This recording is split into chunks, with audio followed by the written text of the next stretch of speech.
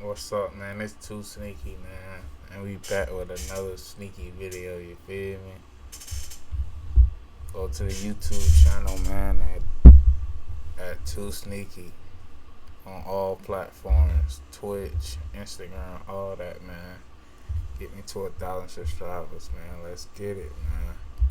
Sneak a gun into jail. You have a family at home? Yep. How many kids? Pretty old? And this is where all hell breaks loose. He's holding that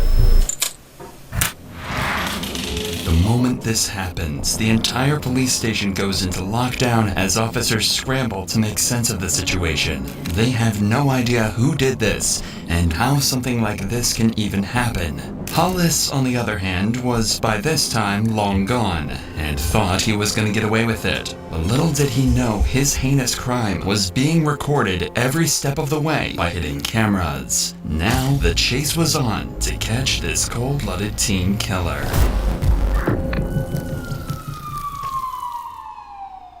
You know, it's funny. My mom called me and said, "Reed, are you okay? There's been a shooting, and they say it's you." And immediately then I knew I'm going to jail for the rest of my life.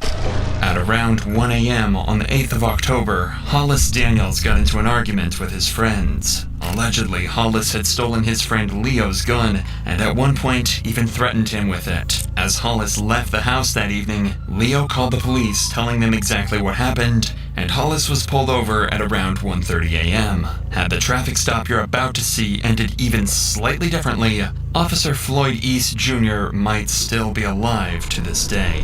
Hey, what's going on, man? I'm off the police department.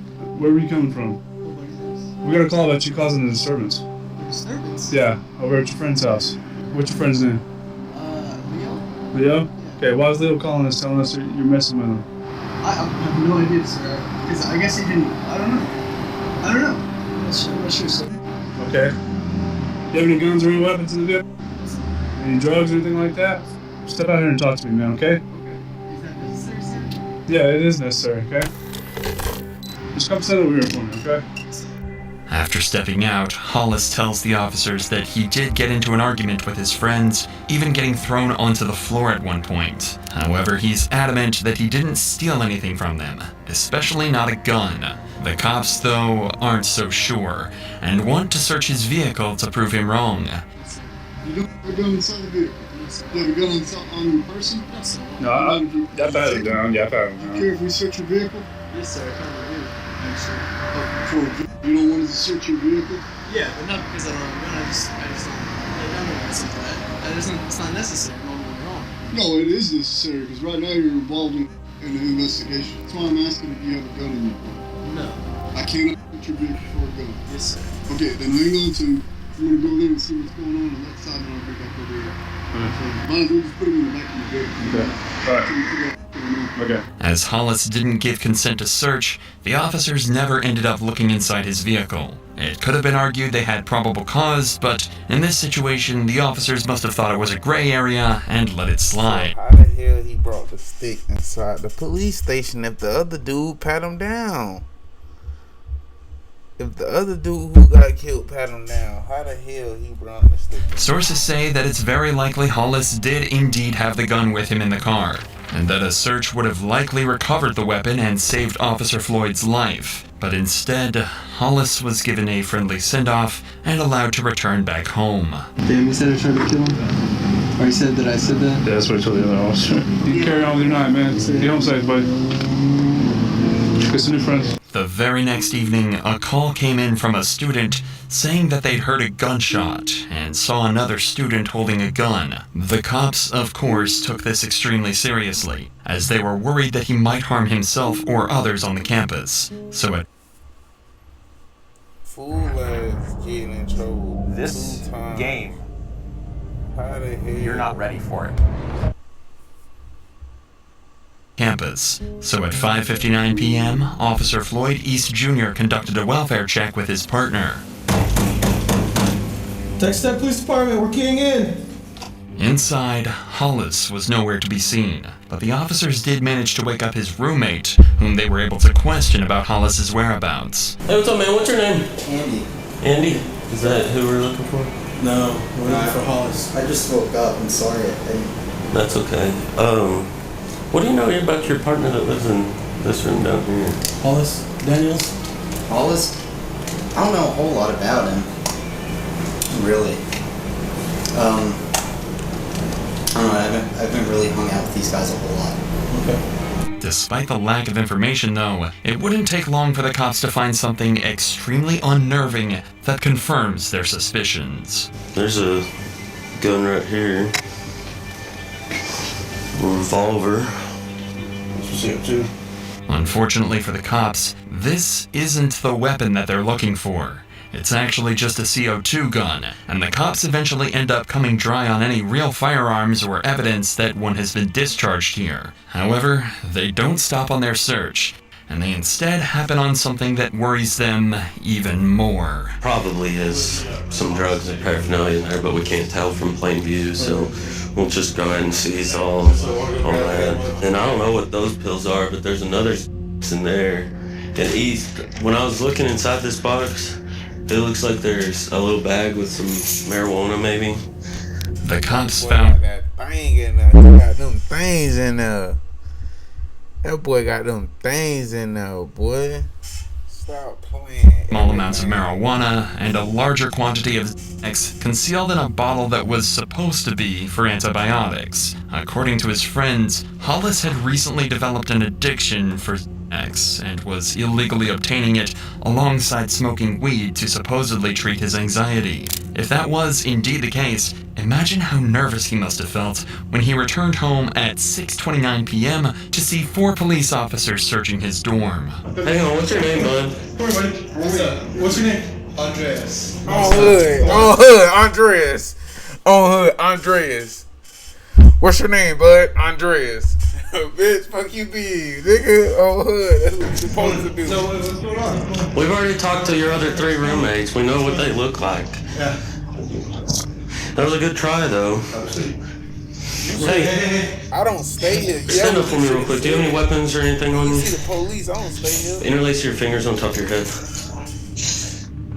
This is the first of 2 searches that will be conducted on Hollis, marking the most pivotal points in this case. From this point onwards, he's never let out of the officer's sight, and he never retrieves a gun from anywhere. It would later come to light that at this very moment, he had a loaded .45 caliber pistol concealed in his waistband. 45 A search should confirm that. 45 on him, man.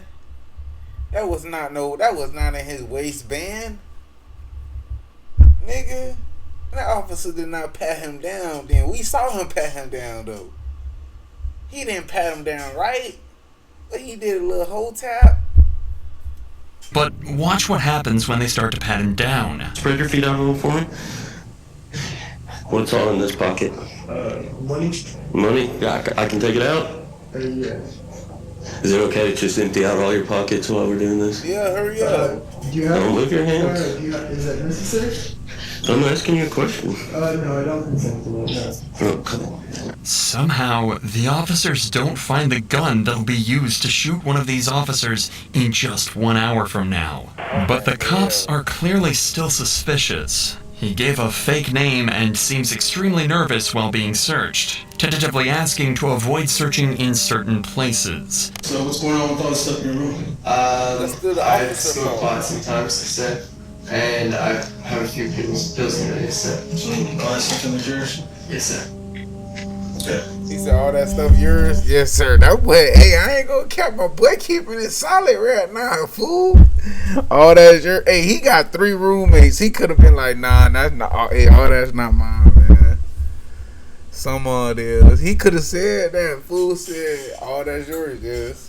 Fuck you talking about keeping it 100? So you don't have a prescription for Xanax? See, keeping it 100. That's how you. For one person. Man, come on. While he's now. not in cuffs, Hollis Oh, seems keeping it remarkably 100 calm. with you. So while he's relaxed, they ask him a couple Got a questions about the suspicion, weapons no. before they throw him in cuffs. I have, I do have a pellet gun, but it's not loaded. Yeah, we saw that too. CO2. Okay.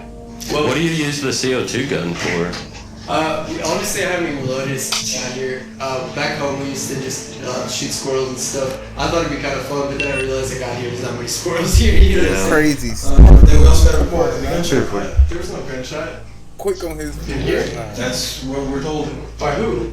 Somebody that heard it. So yeah.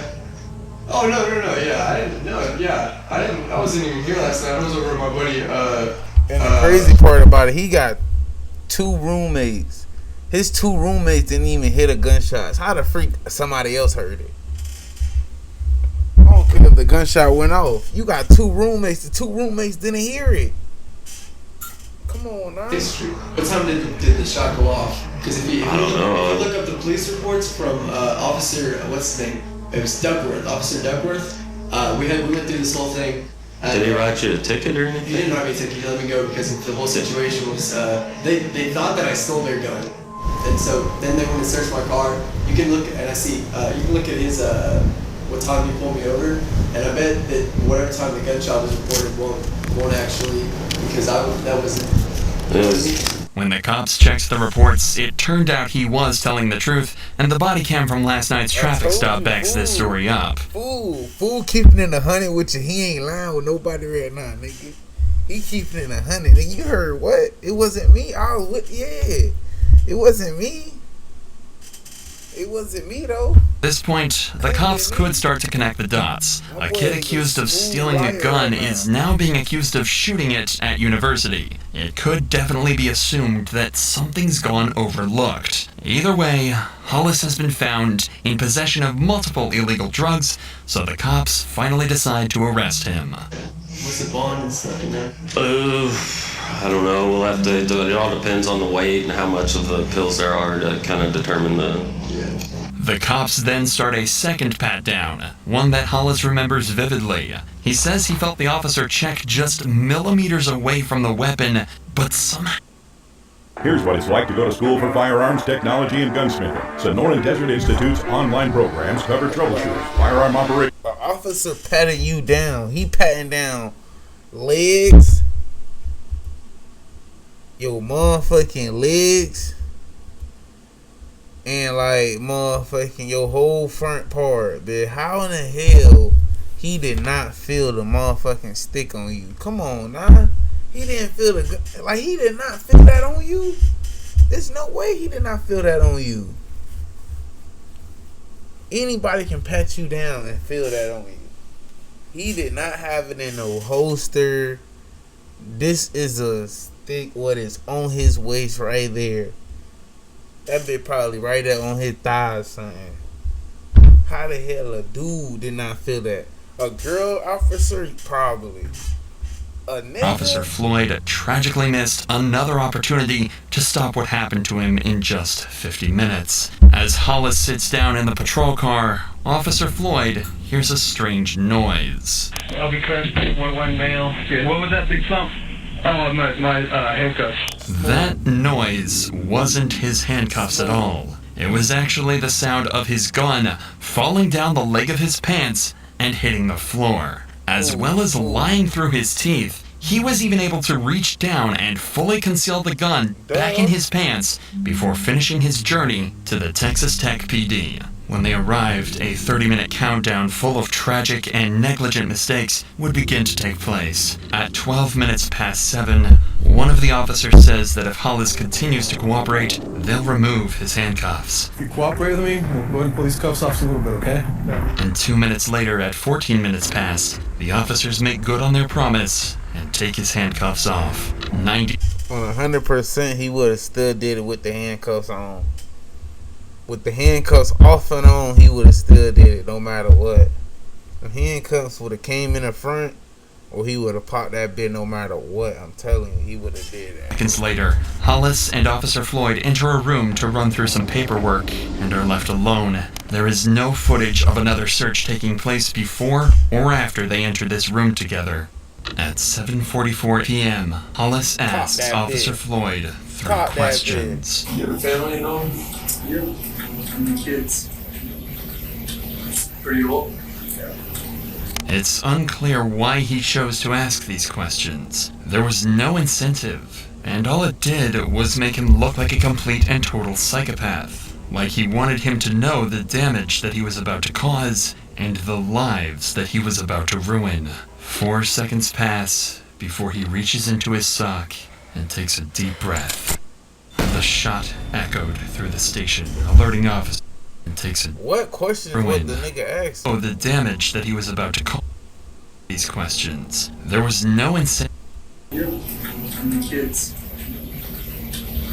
Oh, I wasn't even catching what the freak he was doing. I was trying to see when the freak he about to do the drunk and jump. Yeah, fool ass was asking how many kids. Yeah, fool ass crazy. Pretty old. It's unclear why he chose to ask these questions. There was no incentive, You got kids. and all it did was make him look like a complete and total psychopath. Like he wanted him to know the damage that he was about to cause and the lives that he was about to ruin. 4 seconds pass before he reaches into his sock and takes a deep breath. The shot echoed through the station, alerting officers nearby. By the time they arrived, Floyd was already dead, and Hollis was nowhere to be seen. Assuming Floyd's body cam to be the only camera in the room, he grabbed it and fled, with no idea that the entire incident had been recorded on this hidden surveillance camera. Despite the suspect being gone, cops knew there could only be one suspect, and they immediately placed the campus on lockdown and began a 2-hour-long manhunt for an armed teen killer. 658, the PD is not secure. Got an officer down, he's shot in our briefing room. We don't know where the suspect went. He's about a 19-year-old white male, skinny. What's wearing? Blue jeans, believe a light-colored t-shirt. He had mud on his jeans from the knees down. Blue jeans and a white t-shirt? Yeah, and he's got facial hair. Can you relay the information one more time?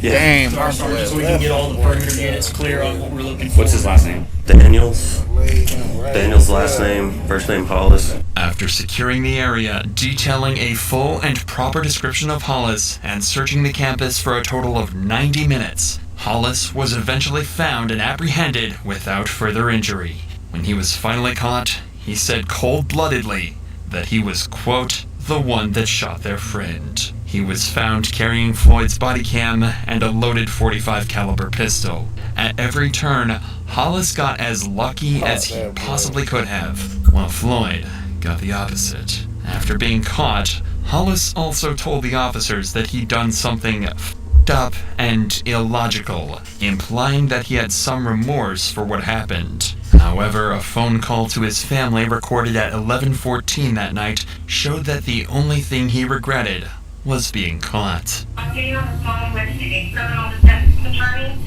I would really advise you not to say anything. Yeah, on the cool, I haven't been saying anything. Huh? I haven't been saying anything really. But there's pretty solid proof against me, and it's the problem.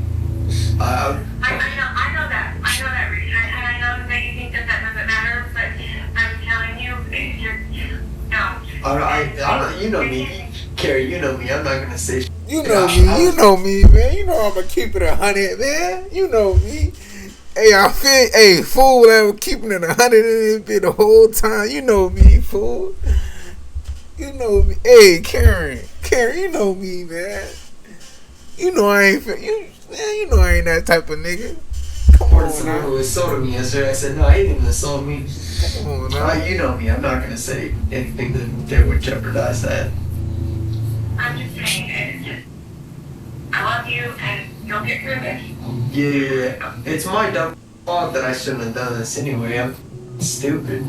Hollis's demeanor in this call is, frankly, terrifying. It's almost as if he's talking to his family about the drug charge and not the first-degree murder charge. And the biggest issue on his mind seems to be being kicked out of school. This may be a little more extreme. I think that they're probably going to kick me out of Texas Tech High School. And I think that they're... Huh?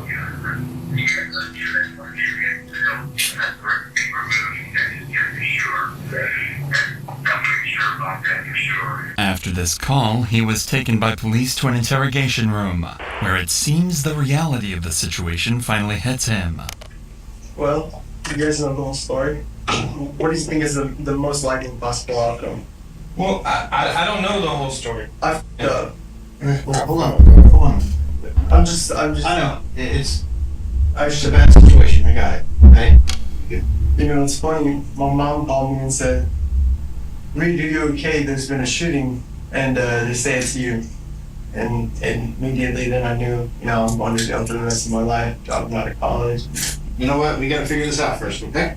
You gotta figure it out, nigga. We don't gotta figure Rightly, out nothing. Hollis isn't even trying to defend himself. He knows he's done something horrifying and is going to pay the price for it. But the detectives are still plagued with the question of why on earth he did what he did. So they ask him to recount the moment where he took Floyd's life. Okay. So I got back to my dorm. There were already police officers in there. They busted me for and marijuana, and they took me back to the station, and I just, in my head, I thought, you know, I can't have this third strike against me. This is gonna be it. You know what I mean? This nigga said I can't have this third strike. I can't have that third strike. Ooh, you got two? Oh yeah, this is life. This was already life with one strike or with no strikes. But fool, you already got two strikes. You was like, yeah, let me just end him right now for I won't get no third strike. Nigga, what? Nigga, you went to 6. Not thinking logically, and so I did something very illogical, and regret it deeply, and I don't know ever how I'll ever make up for it. Okay. Okay. Is that kind of cover what you're asking? Hollis seems he talking so slow. Low on funds, back credit. Fool ass trying to get this story up. CT got payment. Hollis seems to be seeking approval from the detectives. It genuinely does seem as though he feels guilty for what he did, as he's putting himself down and asking the detective if what he said is enough. I was taken back to the police station, and something just clicked in my head, and I said, I can't do this. I can't go back like this. But then I made a worse decision to go back and do something that I thought I could. I'm just ready to go to jail, call my parents. I really would like to call my parents because they're worried and sick about me because they saw it on the news. He's stuttering, repeating himself, and all he wants to do is call his parents. Hollis is starting to shut down, overwhelmed with shame, regret, and guilt. The longer this conversation goes on for, the more you have to wonder what compelled him to take that officer's life in the way that he did. And you've got to imagine his parents are thinking the very same thing. Hello, it's Dan. Hey Dad, it's me, Reed. Reed, honey, are you okay? I'm okay, I'm very safe. I'm with some very nice people right now. And I'm in trouble. Right now. I smoke one but I'm with some very nice people. I'm with some very nice people, man. I smoke one on though, but they cool. And I messed up badly. Oh, Reed, honey, I love you so much. I don't even. We'll be there tonight around 11. I'm shaking all over. I can't drive right now. I can't drive right now. But I want to come see you. I want to come see you. What happened? I mean, why would you do something like that? You don't know? I do know it, and it doesn't make sense, and I'm sorry I brought this disrespect to my family. I'm sorry I brought this disrespect to my family again. God, I'm so sorry. Don't be sorry. It's not you. It's my fault. You did nothing wrong. I did. It's me. Why everybody trying to play the guilt game? Yeah, I'm sorry. No, it's not you. It's me. No, I'm sorry. Like, damn, fool. Somebody pick a side. And I think they're gonna put me away for a little while, and there's nothing I can do about it. Nigga, you said you got 2 to 5. Okay. Yes, sir. I love you, Dad. 25 to life. Plus more because of other stuff. I mean, look. That boy That would be said the 25 to responsible life. thing to do. Look. Is to give me jail time, and then maybe I can go for parole. But that's just gonna change. Not your problem. It's just gonna change how I have to go about Fool is real deal trying to negotiate his time with the police. They don't sentence you. You can't negotiate with them. Them niggas not the feds. You can't negotiate no freaking typed up freaking form with them niggas. They can't do nothing. All of that's up to the district attorney's office. Okay. And of course, the district attorney's office is gonna give me 25 to life. Yeah, 25. So yeah. Okay. You have anything else you want to say?